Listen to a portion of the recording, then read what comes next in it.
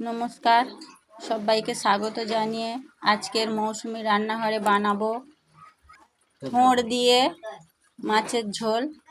থোড় দিয়ে পোনা মাছের ঝোল কিভাবে বানানো হয় আপনারা দেখতে থাকুন। এই থোড় কেটে নিয়েছি, লম্বা লম্বা করে কেটে নিতে হবে। কচি থোড় নিতে হবে। এই থোড়টা এরকম লম্বা করে কেটে নিয়েছি।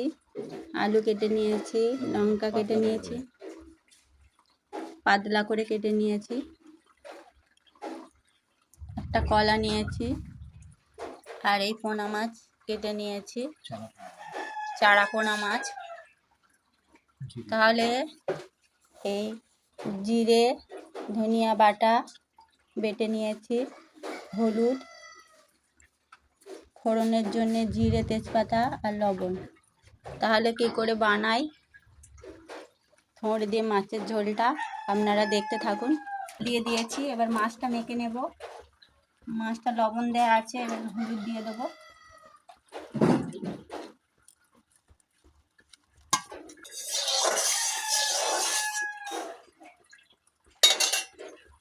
কড়াটা খুব গরম হয়ে গেলে মাছটা দিয়ে দেবেন।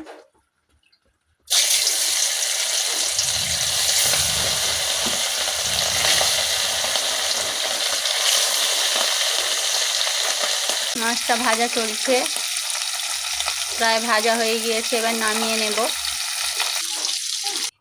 মাছটা ভেজে তুলে নিয়েছি। এবার ওই তেলে তেজপাতা আর জিরে দিয়ে দিয়েছি। আলুটা দিয়ে দেব।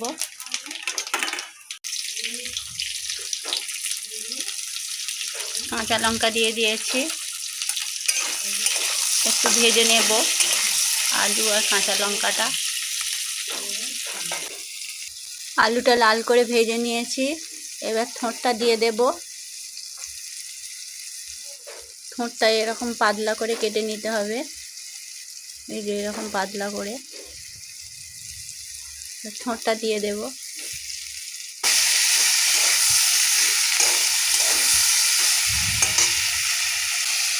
থোড়টা দিয়ে একটু কষিয়ে নিতে হবে। থোড়টা দিয়ে নেড়ে নিয়েছি, এবার কাঁচকলাটা দিয়ে দেব। আদা জিরে বাটা 1 চামচ এখন দেব। 1 চামচ লবণ দেব। 1 চামচ হলুদ দিয়ে দেব।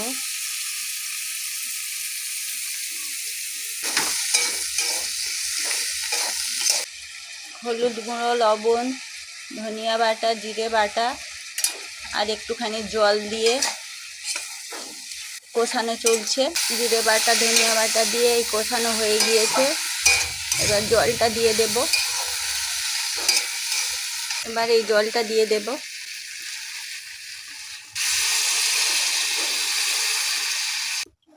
সবজি ভেজে জল দিয়ে দিয়েছি, এবার ঢাকা দিয়ে দেব। এই জিরে ধনিয়া বাটাটা লাস্টে দেব, নামাবার আগে। ঢাকা দিয়ে দেব। বাইরে প্রচণ্ড বৃষ্টি হচ্ছে। এই বৃষ্টির দিনে বা গরমের সময় এই ঝোলটা বানিয়ে খেয়ে দেখবেন। থোড় দিয়ে মাছের ঝোলটা বানাচ্ছিলাম, ঢাকা দিয়ে রেখেছি, এবার খুলে নেব। ঢাকাটা খুলে দিয়েছি, এবার মাছটা দিয়ে দেব।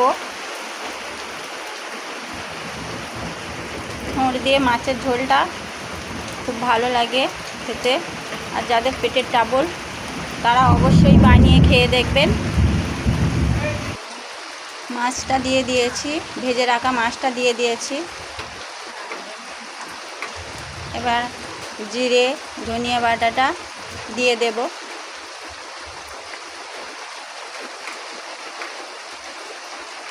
লাস্টে জিরে ধনিয়া বাটা 1 চামচ দিয়ে দিলাম।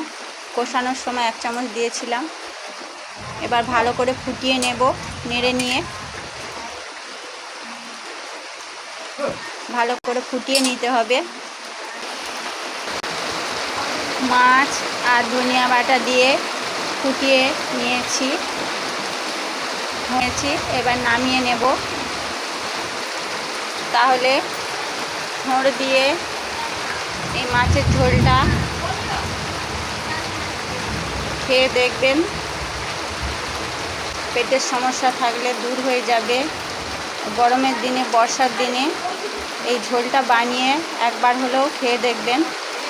তাহলে থোড় দিয়ে মাছের ঝোলটা, এই থোড়টা কত সুন্দর সিদ্ধ হয়েছে দেখুন,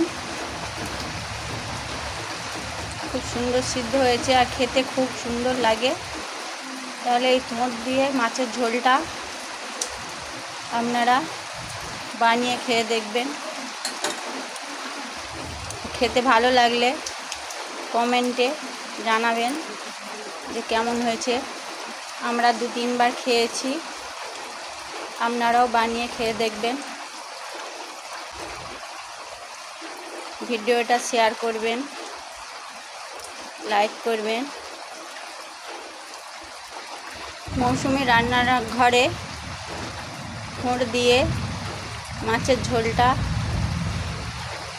রান্নাটা শেষ করলাম। নমস্কার। সাজিয়ে আপনাদের দেখাবো।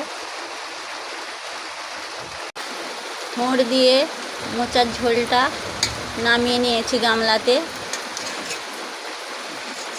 দেখুন কত সুন্দর হয়েছে।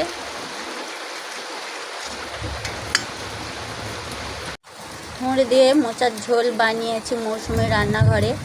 দেখুন কত সুন্দর হয়েছে, পাতলা ঝোল।